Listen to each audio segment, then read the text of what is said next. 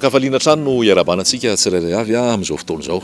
Miomana iona amin'Andriamanitra ao. Laharana fa 530 sy 400 indray ity raisitsika ity ary avy hatrany dia hiroso amin'ny tenitenin'Andriamanitra isika. Misy taridalan'ny fanamasiny ity izay manery ho zaraina amintsika rehetrarehetra amin'izao vaninandro iainantsika izao. Inona moa izao vaninandro iainantsika izao volana Jona 2024. Eran'izao tontolo izao mihitsy izy ity dia niresaka ny fipariahan'ny coronavirus sy ny fiantraikan'izay. Fiantraikan'izay dia mazava be ao anaty olana ny fiarahamonina. Ny olana dia lasa misy krizy ara-bola, krizy ara-toe-karena. Misy ny very asa, misy ny tsy manam-bola, misy ny nona, maro ny sahirana. Fotoana zany zao tena hoe enona ny fanamasina inona ny sitrapon'Andriamanitra manoloana an'izay. Ahoana ny fomba fiainana, ahoana ny sitrapon'Andriamanitra ao anatin'izao vaninandro iainantsika izao. Satria dia tena ao anatin'ny krizintsika, ao anatin'ny fahasahiranantsika. Dia torolalana, taridalana avy amin'ny fanamasina tiako zaraina, tsotra amintsika ity androany ity hoe inona ny sitrapon'Andriamanitra, ahoana ny atao, ahoana ny fomba fiainana an'izany zavatra misy zany. Raha ny fiainana an'izany zavatra misy zany dia zao, te hamaky vetivety Luka toko fahatelo. Luka toko fahatelo andininy fafito.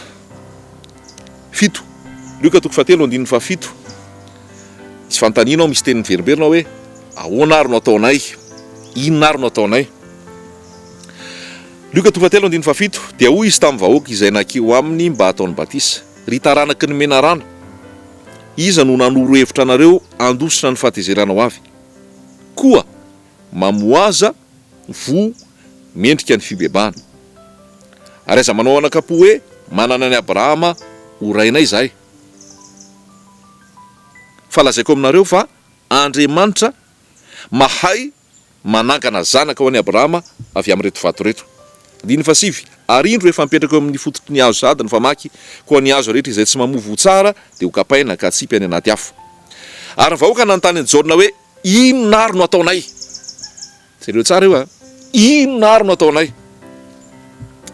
Famporisihana ny olona bebaka andresany Jaona dia nanontany ny olona avy eo inona ary no ataonay? Misy taontsika matsy mieritreritra hoe tsy mila ampianarina iza n'iza, tsy mila mianatra an'izao, fa ny fanamasina bisika sy manoro eny. Misy fotoana andrasana ihany, aiza ilay vokatry ny fanahy, aiza ilay zavatra mitranga. Kay misy zavatra mila atoro mihitsy, mila tenenina atoro mihitsy satria zay ngena tonga le tao anatin'ny asan'ny apôstôly koa rehefa tonga Filipo dia nanontany tamin'ilay tandiapa dia ozy izy hoe azonao ve zay teny vakinao io? Dia ozy ilay tandiapa hoe ahoana moa ny azoko an'io raha tsisy mampianatra? Ahoana azoko an'io raha tsisy mampianatra? Dia teto koa Jaona nanoro hoe mibeba. Dia nanontany olona inona ny tokony ataonay? Misy zany fifanorona sy tonga dia zavatra concret terre à terre atoro antsika ihany koa rehefa hoe ao anatin'izao fiarahana izao. Dia zao zavatra nisy, inona ny tokony ataonay? Dia zao nolazainy Jaona: izay manana akanjo roa dia aoka hanome ho an'ny tsy manana. Vokatry ny fibebahana zay, endrika fibebahana zay. Zay manana akanjo roa aoka hanome ho an'ny tsy manana. Manaraka an'izay, avokoa ny mpamory hetra, sasany mba ataony batisa ka nanao taminy hoe mpampianatra, inona ny tokony ataonay? Dia ozy izy hoe aza mampandoa mihoatra noho izay tokony ho tendrena ho alainareo. Iny tsy resahako iny fa iverina kely eo amin'ireo aloha. Zay manana akanjo roa aoka hanome ho an'ny tsy manana. Izay tsy manan-kanina, izay manan-kanina aoka hanao takan'izany koa. Hanina sy akanjo ny resaka eto. Io zavatra vital, zavatra minimum ilain'ny olona. Ary rehefa nresaka an'izay Jaona dia zay mihitsy ilay zavatra misy: zay manana akanjo roa aoka hanome ho an'ny tsy manana. Ary toy izany koa zay manan-kanina aoka hanome ho an'izay tsy manana. Tsotra ny tiako tenenina amintsika tsirairay avy amin'izao vaninandro sarotra izao, amin'izao vaninandro manahirana izao: fifanohanana, fifanampiana, fijerena an'ireo sahirana ny tena dia davin'ny Tompo atao. Tadidio ilay tantaran'le ty moa averiko foana ity rehefa mitory teny Tadidio ny tantaran'le lehilahy nanan-karena sy navory arena be. Dia rehefa navory arena be izy dia ozy izy hoe ahoana ny ataoko amin'reto vokatra be reto fa tsy mahazaka tsony ny trano fitehirizako. Ary rehefa tsy nazaka ny trano fitehirizana dia nanan-kevitra izy ay zao ary ny andeha atao hoe andao hitarina le famorim-bokatra. Ka rehefa voahitatra io dia ampiriminao ny vokatra. Voahitatra tokoa ary le izy dia mipetraka atao ny vokatra. Dia zay milamina be. Fa voatahiry ny vokatra, mahazo miadana ianao, fanahiko milamina ianao fa manana vatsy amin'ny taona maro ianao. Ahoana ny fijerin'Andriamanitra? Ny fijerin'Andriamanitra tamin'izay fotoana izay dia hoy izy hoe ry adala. Mafy zany teny zany. Enjany zany teny zany hoe ry adala. Anio alina no esorina aminao ny fanahinao, ho aiza zay rehetrarehetra, ho aniza rehetrarehetra no arianao reo. Tahaka izany zay rehetrarehetra manan-karena amin'ny tenany ihany, fa tsy manan-karena amin'Andriamanitra. Ry havana malala. Vatana manokana mihitsy izy ity ho an'ny mpino kristianina, zanak'Andriamanitra, na eto an-toerana na any ampitan-dranomasina rehetrany.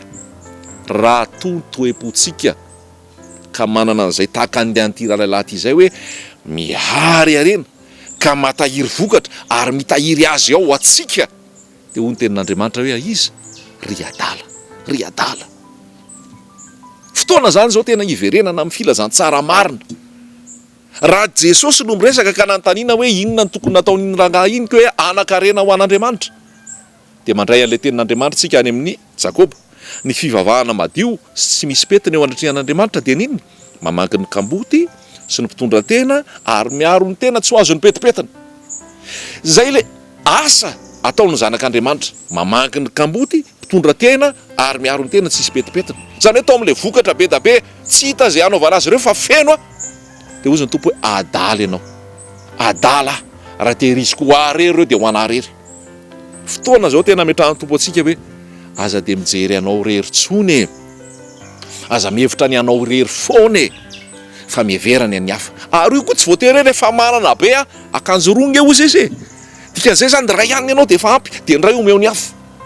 Zay manako hanina, zay manako hanina, zay anananao omeo ny hafa. Tsy voatery hoe tena aleo aloha azo an'le gros lobe, aleo aloha vao hivoaka le marché ary, aleo aloha hivoaka le ohatr'izao. Ny olona rehetrarehetra tsy afa miala amin'ity tenin'Andriamanitra ity, fa zay anananao dia omeo, dia zareo ny an'ny hafa.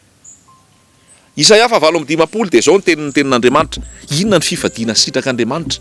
Ny fifadiana sitrak'Andriamanitra dia zao: tsy ny zara-mofonao anona ve? Tsy ny ampiatitra tranonao ny oro-manjenjena ve? Ny tsy hirimbelona amin'ny namanao fa hanome. Inona moa zany mihirimbelona zany? Mihirimbelona zany dia mitahiro anao fotsiny, dia mitazana ho anao fotsiny. Fa ny zavatra tadiavin'ny tompo dia zay: mamaky ny kamboty, mitondra tena. Ny zavatra tadiavin'ny tompo dia zay: mizara ny mofonao anona. Zavatra tadiavin'ny tompo dia zay hoe tsy mihirimbelona amin'izay rehetra tokony homena fa manome.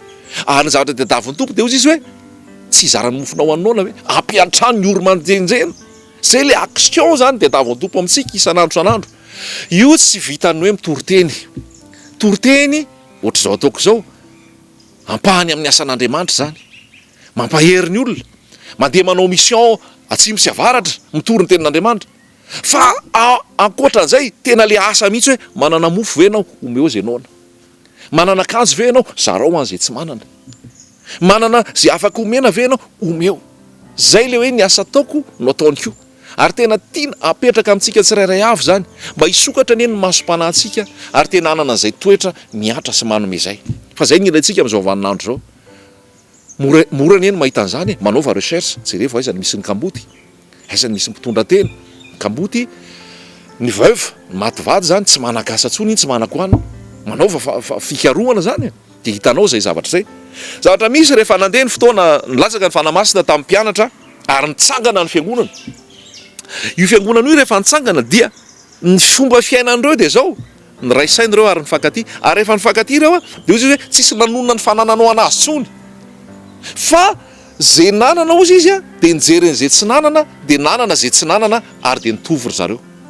Zay nanana tany ozy izy dia namidiny dia nividiny avy eo ny fampizarana. Dia ozy venao hoe nanaonao foana kosa zany, nefa voaingana kely ny lasaka ny fanamasina. Za tsy miteny hoe nanaonao foana ary nanao erreur, repetera sy ny namany rehetra, fa vokatry ny fanaza ny zavatra zany. Vokatry ny fanaza ny zavatra, tsy nitahiro anazy tsony izy fa nihevitra ny hafa. Zay koa le famatonanao amin'i Jesosy zay hoe nihevitra ny hafa mizara ho an'ny hafa. Dia nanome ireo tsy normal zany. Raha ohatra ka hoe anaty fiangonana anankiray misy ny tena hoe manan-katao ary manan-karena be, ary misy ny sahirana fadiranovana nefa tsy mifanampy ireo. Fa ny mahatra dia mahatra sy sahirana eny foana, ary manana dia manana eny foana. lasa utopia le fivavahana, lasa fombafomba eo imolotra fotsiny le fifankatiavana sy le fiarahana raha zay nefa piraita-po amin'ny tompo. Afaka mifanometana, afaka manome aza, tsy haiko hoe mamorona asa koa ianao ho an'ny hafa, mamorona zavatra ho ataon'ny hafa, nampy azy mba ho tafarina. Tsotra zany tena tiana lazaina amin'izao fotoana izao hoe ny zavatra tena hoe aneren'ny fanamasina amin'ity androany ity hoe tena hoe aizantsika manome ho an'ny hafa, aizantsika manome ho an'izay ory. Ary io koa nefa dia izao ny fomba anaovana azy tsy dradradradraina, tsy maka trompetra dia hitsoka anjomara. Fosiny ten'Andriamanitra izay ataon'ny tananao ankavanana aoka tsy ataon'ny tananao ankavia. Misy fotoana moa tsika rehefa avy eo raha ohatra ka misy fanomezan-tanana mba fiaraha-mifaly sy fiarahana mideran-tompo dia afaka atao ihany hoe mena tatitra ny tsirairay avy amin'izay fizarana, amin'izay zavatra natao ho voninahitry ny tompo rendrarehetra izany. Misy fotoana koa nefa Jesosy dia miteny hoe aoka azavy eo mason'ny olona tahaka izany ny fahazavanareo, ny asa soa ataonareo izy mba hatonga azy ankalaza an'Andriamanitra. Misy fotoana ihany koa zany zay misy zavatra asehonao, misy zavatra azarainao, misy zavatra asehonao eo tsy ho frère ihany fa mba hatonga ny olona hiara-hideran'ny tompony amin'ny zavatra misy. Zavatra tena hoe mipetraka ohatran'izay zany le tena tiana petraka amintsika. Misy fotoana Jakoba dia niteny hoe ahoana moa ianao raha hiteny amin'ny rahalahinao raha miteny amin'ny olona sahirana hoe manaova mafana tsara. Ianao miteny hoe manaova mafana tsara, nga vitany hoe manaova mafana tsara, omeo akanjo mafana izy, omeo fitafina izy. Ianao miteny hoe manaova voky tsara, ka ahoana ny anaovana voky tsara, omeo an'le avoky azy izy. Zay zany zavatra tena hoe tiana mipetraka amintsika. Ary zao zavatra misy zay mameo an'ny oro izy, zay mameo amin'ny malahelo dia mampisambotra an'i Jehova. Zay mameo an'ny oro, zay mameo amin'ny malahelo mampisambotra an'i Jehova. Zany hoe io zany dia investissement ataonao any an-danitra, ary ny tompo no hamaly fitianao anatin'izay rehetrarehetra izay. Fa tena hoe tiana apetraka amintsika zany ao anatin'izao fotoana izao hoe tena anana an'izay saina tahaka ny an Jesosy izay tsika, ny hevitra ny hafa manome ho an'ny hafa, anana an'izay fo tahaka ny an Jesosy izay tsika, anome izara. Fa zay ny zavatra misy. Ary io ten'Andriamanitra milaza mihitsy any amin'ny filazantsara any hoe omeo zay mangataka aminao izy fa azo kilaoza mihodina. Jereo tsara no Matio ao misy an'izay. Omeo zay mangataka aminao azo kilaoza mihodina. Ampianarin'ny tompo mihitsy sika ao anatin'ity mission napetraka ny tompo amintsika ity mantsy nametraka mihitsy sika hoe ny an'ny tompo tsy resaka fahafolo-karena zany, fa efa tamin'ny andron'ny lalàna zany ary tsy ho an'ny fiangonana zany. Nametraka mihitsy sika tao anatin'ity ary tena hoe nandrava ireo fampianarana hoe ao amin'ny fitiavam-bola sy ny fitiavan-karena sy ny amin'ny hoe fitaky vola omeo vola dia ho tahina, manao fa soa dia ho tahina. Nametraka an'izay mihitsy sika. Ary fanamafisana ny ten'Andriamanitra dia zao, sao tsika mietrehitra hoe tsy manome fahafolo-karena satria tsy an'ny tompo tsony zany, fa zavatra tiana tenenina aminao tsy hampafolony dia davin'ny tompo aminao, fa ny zato isan-jato aminao mihitsy dia an Jesosy. Ny fananana rehetra anao dia an Jesosy, ary ny zavatra dia davin'ny tompo aminao, ary zavatra toriana aminao tsy hahatonga anao ho kaheritreritra anao sy ny mombanao fotsiny, fa hahatonga anao hizara ho an'ny hafa. Zavatra tena mipetraka zany. Ary mbola tiako hitarina le izy hoe tsika manana assemblée locale any misy antsika any, na eto Madagasikara na any ampitan-dranomasina, dia ho koa ny ten'Andriamanitra hoe mahafoiza zavatsoa an'izay mampianatra. Misy mampianatra anao any, misy pasteur anao any, toano izy arakarak' izay tokony hanohanana azy. Misy fotoana Paul dia niteny mihitsy tamo amin'ny faraparan'ny epistiliny tao hoe tsy tadidiko Zenas izay sa iza mpampianatra karakarao izy azavela izy zavatra tsy ho ampy eo aminy, fa toano izy dia ampio izy. Zavatra sahala amin'izany koa zany mila ampianarina antsika tsirairay avy hoe zay ampianarina ny teny aoka hafoy zavatsoa an'izay mampianatra. Tahaka izany hoe zay mizara ny teny dia aoka omena zay tokony ho anazy. Tiako amporisihana antsika tsirairay avy any misy antsika any. Dia i Paul dia nanafatra mihitsy tamin'ny raha tsy diso amin'ny epistiliny Totosy izay hoe ampianary koa ny antsika hanao soa. Miteny mihitsy izy hoe aoka ny antsika ho voalohany hanao soa. Zany tena amporisihana antsika mihitsy zay toetra hoe manao soa manome. Dia niteny koa Paul any amin'ny Timoty ihany koa izay, anaro izy manan-karena amin'izao fiainana izao mba tsy hatokony harena miovaova, fa hatoky an'Andriamanitra ary azoto hanao soa sy atra, ary ataoko hoe hanomana ny amin'ny famonjena ho azy ao aoriana. Zay ny napetraky ny ten'Andriamanitra, anaro no manan-karena amin'izao fiainana izao mba tsy hatokony harena miovaova izy, fa hatoky an'Andriamanitra ary azoto hanao soa sy atra. Zay nge le izy mahatonga ianao mitahina, mahatonga ianao nomena be, fa soavana ane zany. ary matoa nomenan'io ianao dia natao ho zaraina ho an'ny hafa ihany koa. Fanomezam-pahasoavana zany mety tsy any amin'ilay mitory-teny be ianao, mety tsy any amin'ilay fihirana sy fitendrena ianao, fa mety any amin'ilay fanomezana sy fizarana. Manan-karena be nke ny fiangonan'i Jesosy ary samy manana fanomezam-pahasoavana ireo. Manasanao mamaky ny Romanina 12 misy ao resaka hoe fanomezana, fanomezam-pahasoavana zany, fanompoana, fanomezam-pahasoavana zany, fizarana, fanomezam-pahasoavana zany. Ny zarazaraina be zany le fanomezam-pahasoavana. Dia zao ny taoko hoe tena ao anatin'ny andro sarotra zao, ao anatin'ny andro sarotra zao fotoana hitsanganana hanomezana, hizarana ho an'ny hafa. Raha manao manokana any ianao hisaorana ny tompo zay dia raina ny tompo. Misy fotoana moa tsika amin'ny fifandraisana salama zao dia misy amintsika hoe reto mba nikarakarana ny mahatra sy ny ory ihany, dia tena ataontsika ampitiavany reny manome sakafo, manome fitafiana ary mbola hotoizantsika izany. Ny eto Madagasikara zao dia ririnina mafaitra dia mafaitra. Efa apetraky ny tompo ato amiko nizara sakafo masaka ho an'izay noana, apetraky ny tompo ato amiko nizara boty fotsy ho an'ireo mangatsiaka, apetraky ny tompo ato amiko nitety toerana maro zay manodidina eo hanomezana ho an'ireo sahiran'ireo. Satria hoy Jesosy hoe zay nataonareo tamin'ireo no nataonareo tamiko, noana dia nomenareo hanina. Tsy nanan-kitafy dia nitafianareo, tany an-tranomaisina dia nivanginareo, narary dia nitsaboanareo. Dia zay nataonareo tamin'ireny rehetra ireny dia nataonareo tamiko. Coronavirus zao ny malaza, misy ny marary, manana fahafahana ianao hanome fanafody, hanome fahafahana hanampy omeo. Manana fahafahana ianao misy very asa, tsisy sakafo, manana fahafahana ianao hanao an'izay omeo. Ary io tadidino ny tenin'Andriamanitra zay manome ankafaliana ny tiany tompo. Ankafaliana ihany koa ny anaovana azy, fa tsy hoe ankanteriterika hoe tsy maintsy atao ony, fa aleo tsy manao raha ankanteritery sy tsy vokatry ny fo. Ary koa hoy Paoly zay manome amin'ny fifaliana ny tiany tompo. Ary hoy koa Paoly mantsy zay le izy hoe masambatra kokoa ny manome noho ny mandray. Masambatra kokoa ny manome noho ny mandray. Raha fitiniko zany le izy dia zay hoe tena amin'izao vaninandro ianantsika izao dia fotoana hitsanganana hanomezana, fotoana hitsanganana hizarana, fotoana hitsanganana hanampiana ny hafa, fifanampiana. Ary io koa tsy voatery hoe mpino samy mpino, fa ho an'ny rehetrarehetra mihitsy. Ary io tsy resaka hoe dénomination atao hivavaka any aminay dia omenay hanina, omenay fitafiana, tsy anjonoana olona izy ity tompoko. Io tsy hoe tena hitoriana filazana mibeba dia omenay, tsy resaka izany koa io. Mizara fotsiny ianao dia zarao. Io tsy resaka hoe ahafahana mahazo olona ihany koa anaty toeram-pivavahana rehefa avy eo. Mizara fotsiny dia zay, manome fotsiny dia zay. Feheziko le izy zany, ny mahantra, ny ory, ny kamboty, ny mpitondra-tena. Eo ihany koa ny mpikarakaranao ara-panaraka ilay voalaza teo, any amin'ny toerana misy anao any amin'ny assemblée locale misy anao any, dia izy hoe omeo, karakarao, mahafoiza zavatsoa ny mampianatra. Araka ilay lazaina teo amin'ny afaran'i Paoly mihitsy ny tany amin'ny fiangonana tany hoe karakarao iny mpampianatra ny lalàna iny, aza velisy zavatra tsy ampy ho anazy fa omeo izay tokony ilainy. Zavatra ohatran'izany zany mila mipetraka amintsika mihitsy hoe fahafoizana, fanomezana ho an'ny hafa. Fa toetra ny fiangonana ihany koa zany, fizarana ho an'ny hafa, fa tsy mihirimbelona ho an'ny tena. Dia zay no taridalana ny fanamasina tena hoe tiana napetraka amintsika tsirairay avy fa rehefa manao an'izay tsika arakaraky ny hanomezana anao mbola hamatsiny ny tompo anao indray, arakaraky ny hanomezana anao mbola hamatsiny ny tompo anao indray. Ary rehefa mahatoky amin'ny kely ianao dia mpanapaka ny be. Dia mampahery antsika tsirairay avy zay efa miaina sahala amin'izany, mampahery antsika ary misaotra antsika ny amin'ny fahafoizana, ny amin'ny fitiavana, ny amin'ny fanomezana, fa tena zava-dehibe zany voninahitra Jesosy Kristy tompo hitoetra ary hitombo amin'izany ane ianao, hitombo amin'ny asa tsara.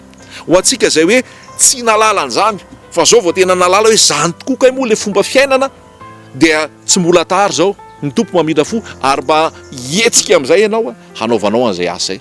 Ho antsika fa nyteny indray hoe fa malala an'izay fa tena hoe tsy te hanao an'izay fotsiny, dia ny tompo mamindra fo ary tena hanova, fa zay koa tena hoe tokony fomba fiainantsika. Dia ho an'i Jesosy no voninahitra amin'izany rehetra zany, ny fahasoavana sy ny fiadanana ao amintsika, ary ho ankasitrahan'ny tompo anie izany rehetra zany. Amen.